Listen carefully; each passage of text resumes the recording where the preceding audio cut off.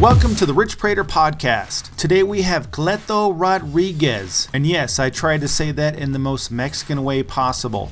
Cleto has been a longtime friend and just recently released an Amazon Prime original comedy special, Devil, Get the Heck Out of Here. Check out the show notes, but in the meantime, enjoy the conversation between myself and Cleto Rodriguez. Where are you from, originally? I'm from San Antonio, Texas. San Antonio, Texas. And then you still live there? Still live here right now. I mean, ever since that witness protection program, you just never know where they're going to drop you. And you've got to go with the flow. How'd you get started into stand-up? Wow, that's a good one. I had about 23 years ago, I've always been, center of attention, that kind of stuff, family get-togethers. I mean, I was having everybody rolling at family get-togethers, and they had the Latino Laugh Festival was going through town here in San Antonio, and they had, Paul Rodriguez and Cheech Marin and Daisy Fuentes, and they had, my family said, hey, you need to go sign up and be a comedian, and you should try this out. They're taking auditions. Well, I went down there to check it out, and I didn't get up on stage, but I did make it a goal because they said they were going to have another one next year. I made it a goal to try to get on, and I was kind of trying my different, doing all these open mics and stuff, and threw my hat in the ring, and the following year, and I wind up getting the Diamonds in the Rough kind of deal, which wasn't saying much because it was a brand new festival, and I think I was playing in the back of a parking lot of some lake or whatever downtown. I mean, the Riverwalk. I mean, the Riverwalk downtown, and it was just it was like a show that was not even part of the show. It was just really weird. It was let's give them that right there. What do you call it? I don't know, best snow cone maker comedy show, whatever. And so that was pretty much my highlight of my first year doing stand-up, but that's how I got started on the Laugh Festival. Now, were you going whenever, when you started out doing it, were you intentionally clean? Were you a Christian then? No, or I was dirty. I was a dirty, filthy comedian. I did not know the Lord at the time. I actually grew up with Richard Pryor and, Eddie Murphy and George Carlin and that kind of stuff. And that's what I was raised with and brought up with and admired about the comedians. And, never did I say, hey, I want to do that. But when I walked into the comedy club, I remember saying, this is what I want to do the rest of my life. And sure enough, it just hit me. I just wanted to, I became a student of every little bit of comedy and every style of comedy, but I was not a clean comedian. I was pretty dirty until I met my wife, who was a Christian, and she wasn't having any of that. We started dating, and she's like, no, I'm looking for a clean guy. And I was like, oh, that ain't me. But she was like one I just couldn't let go of it. I changed for her. I want to say I changed for Jesus, but I think I changed more for her than I did. And at the time, it just so happens that I ran into the Lord and Savior, and He took care of me ever since then. How hard was it to change your act after you'd been working so hard on it? Then you went from dirty to clean. Well, it was interesting because when I met my wife, and I just felt like, at that moment I felt like. I was being kind of on a religious sense. I just figured God didn't want me there at the comedy club, and so I quit comedy for about a few months. But and it was weird because I was right at my prime, and everybody was like, "Man, this guy's up and coming." Da da da. And I just quit just to get myself right with God, and once I did that, I remember kind of God speaking through my wife saying, hey, you need to go out there and show everybody what the Lord is doing in your life and let them know that you're doing it clean, you're doing it His way now. And so because I had not known what I was going to do, I was really eager to do clean because I was able to do something that I love to do. So when I became, starting over and studying clean comics like Bob Hope and Bill Cosby and Sinbad and all these guys, I started, becoming the student, and then I just wanted to stand out pretty much in my stand-up with whatever, I didn't want to be like the regular Latino comedians that they had going on, which were just talking about, sex, drugs, and gangs. And because I didn't have any experience in any of those. So I was like, well, okay, let's try this. And sure enough, it started clicking. It started rolling off my tongue better. And I think because of my now new moral standings and, ethical standings and just being a Christian, it was kind of like I didn't want that part anymore. And then I realized that there was an audience, there was a clean audience out there that was hungry for clean comedy. And I remember I had two big compliments so far in my career in the whole 23 years that just stand out. And it was when I became a clean comedian.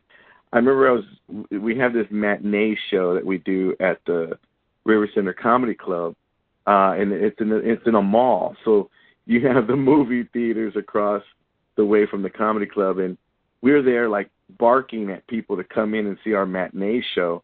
And we had a lot of families from the military, the Air Force, because their basic training is here. So they would be roaming around, and we'd be like, "Hey, come on in, And sure enough, they come in, and one of these ladies, she was a little Jewish lady from New York, and she told me where she was from, and she goes, "Look, Rodriguez, I want to tell you something. I am a little old lady from New York, and I want to thank you for being clean for me. These other punks, they're so dirty, and you know what? You didn't have to go there. Thank you very much. You made my day." And she walked out. So that was the first one, and made me realize that there's a clean audience out there. And then there was this one guy. We had the Hispanic State Fair here in San Antonio, and there was about 1,500 people that showed up for this one gig outside. And I was headlining, and we had a couple of my friends on there, who happened to be dirty comics. And but I went up there and did mine clean and got a standing O and thanked the Lord after, and everything was going well. And then I was going to my merch table, and this drunk guy comes up to me and goes, "Hey, man, I can't wait for you to say that word, eh?" I go, "Well, did you laugh?" "I almost peed in my pants." I'm like, "Oh, well, then I did my job then," you know what I mean? So that was the two biggest compliments that I've ever had. So it was, but again, it just showed me that, the same act I would do at a church and at a bar. So it wouldn't change. Yeah, exactly. I met a few comedians when I was in LA. I would hang out with Rod McGee, and I would go, we would go do a church show like on a Saturday night or something, or an open mic somewhere. And then, we'd run into, these other comedians. And I remember this one, I won't call him out, but I remember this one comedian, he did the church show with us. It was great. And then he invited us to go to another comedy club in Watts. So we went there like at midnight or whatever, and then he did a set and was just so ridiculously dirty. And we were like confused as to how like someone can have two different sets, like here's your church set and then here's your like horrible, like disgusting set. And we were just like taken back. I'm like, is that what the industry's about? But then, we realized that they would ruin it for a lot of Christian comedians that were legitly, genuinely, clean, and they go in from the comedy club scene and just really ruin it for everybody else. Because I remember there was a moment where like so many clean comedians were doing churches, and next you know what, I go back and do that church, and they're like, "Yeah, Cleto, we'd hire you back, but this guy kind of ruined it. The pastor got a bad taste in his mouth now, and he doesn't want to do stand-up anymore." I'm like, "What?" He goes, "Yeah, this guy," and then I go, "He's not even a Christian comedian." I was like, the guy is like, okay, I guess so. And sure enough, I was like, I get it, and I understand. Back, before COVID, it was pretty much wherever you can get a gig, you get the gig, and you do it, and you didn't look back. And now it's kind of like now it's even harder, to even get back into church because everyone's still kind of freaking out about doing shows because of the virus, so the pandemic and all that. Right. Yeah. This whole thing is, the whole COVID thing. I think it really made a lot of people wake up and get out of their comfort zones because they're going to have to, try to figure something out. I know a lot of comedians are struggling because everything just shut down. So. I mean, I know some comedians that actually took their life because of COVID, because they just couldn't make it happen and they just didn't know what to do. And, I've been blessed with, working at the news here in San Antonio for, about 9 years. And, I've been really blessed with that opportunity that it didn't, like a lot of my gigs, when March came around, I had them canceling. Every time I changed my underwear, they were canceling. I'm like, good night. It's like, man, they were canceling even in November, and this is March. They were canceling. I had one canceled for next year in February. I'm like, wow, this is March. We don't even know what's going to happen in the summer. We don't even know what's going to happen in the fall. And they were just like, hearing a lot of what the media was saying, and you kind of want to tell Dr. Fauci, hey, chill out a little bit, let me get some gigs back, Right. He's over there like, hey, Rain Cloud, you want to stop talking for a little bit? You're already talking about 2022, we're going to be wearing masks, and then they're going to end. And I'm like, hey, relax. That's funny. Yeah, it's like, so now we don't even know how it's going to be after the elections, how crazy this country's going to get. And, it's just, it used to be a time where, hey, this could be more material, but now it's like, man, this is life. You don't even know what's going to happen. People are just hating on everybody. And if there's ever a time for comedians to come on out and make people laugh, it's now. Just really go out there and hit the pavement running because, so people are so caught up in all this hate and, it's crazy. Oh, I know. I can't even be on Facebook anymore. Like, if I even scroll down one page, it's just everyone has their opinion and they're emotional. And then they're, if you don't believe what I believe, I'm going to block you. Oh, I know. Like, yeah. Like, whatever happened to just having a conversation and being friends with someone that has different views? I got blocked the other day just from my point of view, and I really didn't talk to that aunt anyway, so it's okay. I'm not sure of that. Right.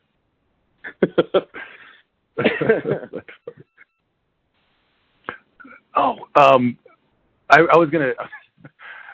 was gonna bring up, your personality's like really outgoing and like I'm more kind of reserved, just kind of sit in the back, and then when I'm on stage, then I'll come out of my shell. But I remember we did those cruises, and we did that one. There was like, everyone, there was the big stars. Steve Curtis Chapman was there. The Barlow girls. There was all these. They all had their own table, and we were like these no-name comedians. But I remember you pulled out a table and just started talking to everyone, and then in like 10 minutes there was a huge crowd around our table, and I'm like, what is going on?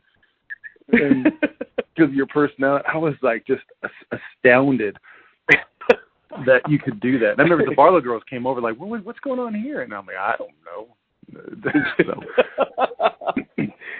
I was just glad to be out of the house. Honestly, I was glad to be out of the house. I was like, right. Wow, okay, no kids. This is great. What's going on, everybody? How y'all doing? Let's have a party. And no, actually, I have always kind of, when I'm with my friends, it just comes out. We had so much fun on those cruises. I remember I think it was you, me, and was it Leland? Was it Leland? Or when we were gonna do the show, or maybe I remember we did 2 cruises, and one, the guy forgot to put the film in the camera to shoot our special. And I remember what's his name? Mac Powell from Third Day was in the elevator.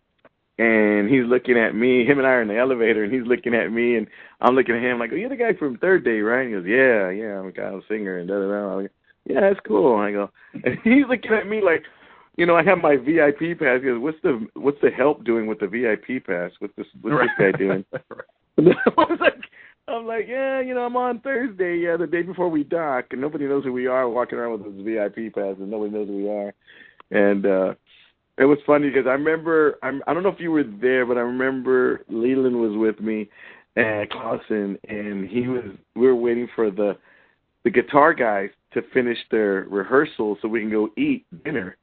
And Leland says, "Hey, Knobs," novelty acts. He goes, "Hey, Knobs, why can't y'all write stand-up like the rest of us true stand-ups?" I remember Mike Williams says, he's tuning his guitar and he goes, "Hey, what's his name? Dave and it's Bean and Bailey and Dave and Brian. Dave and Brian." He goes, "Hey, Dave, Brian, Bean, Bailey, do you hear that? That's the sound of poverty." He goes, "Those stand-ups don't get as many gigs as we do." And I go, he's got a point there, Leland. I mean, I need to get me a guitar. I remember at the time, Tim Hawkins was like huge, and he had the guitar act and I remember telling Bone, "Yeah, I need to get a guitar, man. This stinks. I'm gonna go get me a song. I mean, forget these jokes. I'm gonna go get me a song." Right. But yeah, it's just so much fun. I mean, being able to hang out with your friends you don't see too often, and like I remember, you mentioned Ron. I haven't seen Ron in a long time, and I haven't seen him in a long minute. I haven't seen any really, of course, because COVID. But before that, I hardly saw anybody. So when we get together like that with cruises, man, I just lose my mind. I'm like, yeah, this is great. Get to hang out with our friends and just relax, chill out, do our thing. Were you there when said comedian brought Cuban cigars? Yeah, and then we were in the room. We're in the room, and yes, we're like somewhere in the patio and somewhere outside in the room. I think we had like some kind of powwow in there. Yeah, and then I ended up throwing up over the. I didn't. That was like my first cigar ever. Yeah. And so I smoked it, and I got super sick, and I'm like, ugh. And then I ended up throwing up over the balcony, and then not realizing. I remember. Yes. I remember the Third Day band was below us, and so I didn't throw up, but they were like, "What was that?" And I'm like, "Oh gosh!" I had to go hide in the bed for like an hour. I remember after that. Well, I remember after that. I was like, "Let's go get pizza. Anybody want to go get pizza? I think they're still open." Was it? But would you remember when we were trying to go to you're like, "Hey, come on, let's go down to the casino. Let's go. I got $20. I want to just go use it at the casino."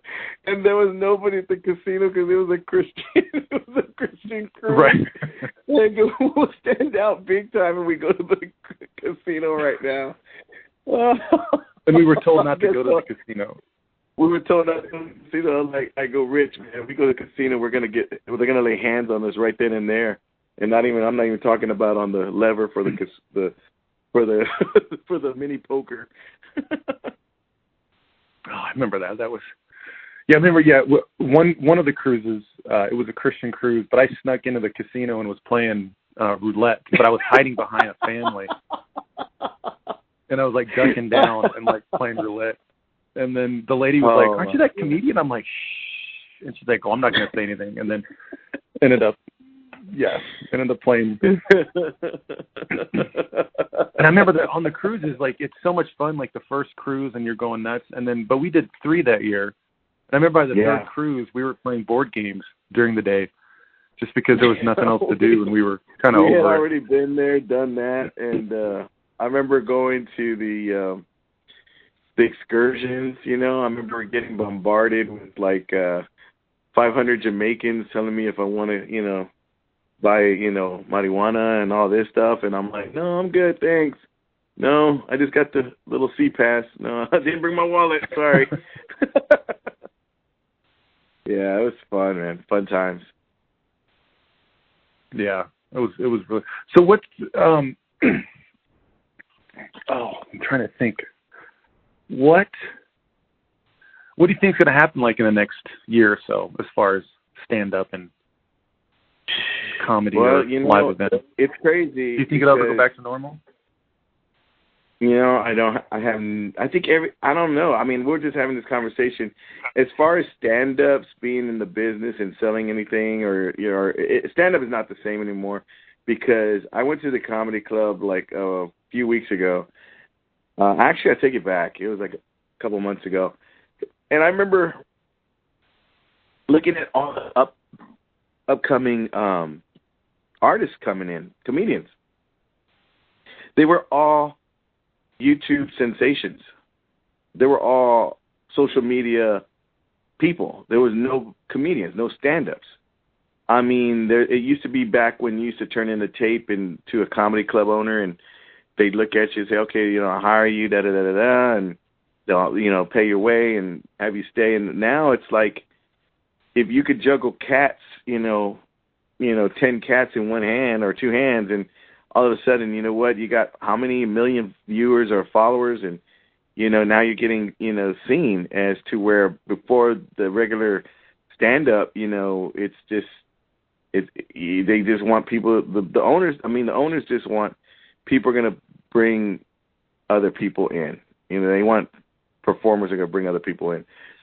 This day and age, it's so weird, because even myself, like this year, out of all years, this year I got blessed with a lot of stuff. Like I was praying for a podcast. I got a podcast earlier in the year called the Cleto Experience, and then we had to put that on hold due to some of the my co-hosts that were getting COVID, and they had got sick and so on. But they came through and so on. But that, and then I got blessed with my own comedy spot, at this Mexican restaurant.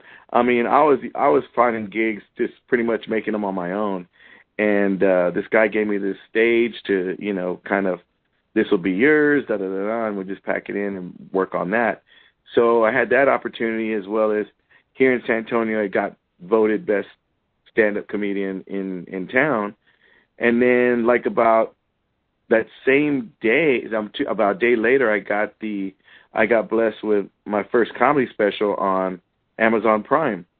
And that was huge. That was really big. So I'm kind of excited just with that right there, and been on cloud nine ever since. But, it's like I told my wife, it's now, it's on there. But and this is such a God thing, too, because I taped that thing 3 years ago. 3 years ago. And then all of a sudden, it just pops out of nowhere, and here it is. And I was just like, I was so grateful. I thank God so much. I thought I heard him say, okay, mijo, I got it. You don't have to thank me no more. But, it's just, one of those things that I was really excited about, and kind of like pumped up about being able, like I told my wife, I said, now it's like starting over and being able to promote it, and get it out there. And, people don't know who you are. So now you got to get people and all that traffic to go see this show, on Amazon Prime. And so where can people go? Like, if they go to Amazon Prime, they just Google your name. They go to Amazon Prime. Yeah, search my name, Cleto Rodriguez, Cleto Rodriguez, and it's Devil, Get the Heck Out of Here. And if you check it out and, leave a review, I would love it if you could leave a review. A good one, possibly. If you don't want to leave a bad one, I'd prefer you didn't. But if you could leave a good review, that'd be awesome. And then share it with everybody, and that would be awesome if you could do that, because, of course, everything is, numbers, and the more numbers you bring in, the more opportunity you'll get on the channel to go ahead and add more content. So hopefully, we can be able to do something like that. Yeah, and I'll put those in the show notes as well. So promote your comedy. Sweet. I remember the first time I met you, it was through Bob Smiley. We were in Houston. I just had Bob Smiley over here in town at my spot last Saturday. Oh, good. I love that guy. Yeah. Oh, the dogs are barking. Yeah, I remember he had us do the show at that orchestra area, and so we were on stage, and like the crowd was like 30 yards away. Couldn't even see him. Brutal. Yeah, and and that night I ended up staying at Bob's house that night, and then back then his kids were 4 and 5 or whatever, and so I slept in his daughter's room, and then the daughter came in the morning, not knowing I was there, and like freaked out and was like going nuts because she's like, "There's a strange man in my bed," and I was naked, and that didn't make it any better, but it's just I'm just kidding. I was naked. It's so funny because I remember when Bob, he came and did my church in San Antonio about it had to be about 3-4 years ago, and he stayed in my kid's room, but and I felt bad because he stayed in my kid's room, but my kids kept locking the door and locking us out. And so we took the knob, the lock off, and we took the door off the hinges. So he stayed in our room with the door just leaning up against the thing. He goes, yeah, and I had called him back like maybe a year or two later to come back to my church. And he said, yeah, you can have me stay like in a hotel that, I don't know, maybe that has a door, that I'd love it. I'd appreciate it. Maybe a restroom inside the room would be good too. I'd appreciate that. So I just Bob is one of the most. Bob is so quick on his feet, like his stand up is awesome. But then like when you just talking to him, and he's so sarcastic, and like I had to. Like it took me like a couple of minutes to go like, oh man, this guy's really hilarious. And like everything that comes out of his mouth is just funny. Like everything. Yeah, he is very quick. I mean, he's pretty much one of the quickest comedians I know that is quick off his feet. So yeah, he has those comebacks right there ready, like in his arsenal, ready to go. Yeah, and it's amazing. He has the same voice as Shonda. No, I'm just kidding. Yeah, exactly. Those guys. I know. I when I saw him, I couldn't. Man, I gave him a big hug. Man, I was like, I hadn't seen him in a long time. Haven't seen the last one. I think I saw was probably Leland, and that was like in January, and that's when I had went up to Canada to do a gig for him up there, and but I hadn't seen him. I think the only one I saw before him was I saw Chandra last November, and then I think I didn't go to I take it back. I went to the what is that Christian, the CCA? CCA. Is that it? Yeah. Yeah, I went to CCA, and I hadn't been in years. I mean, since when we were all out there, and I hadn't been to the CCA in a long time, and I went up there for a day or for a night actually, and then I got to see Michael Jr. and Jason Earls and some other folks. But I hadn't seen anybody else that I was trying to remember. I don't know offhand. I'm getting older now, man. I gotta see their face and then their names and then their Facebook profile name. Yeah.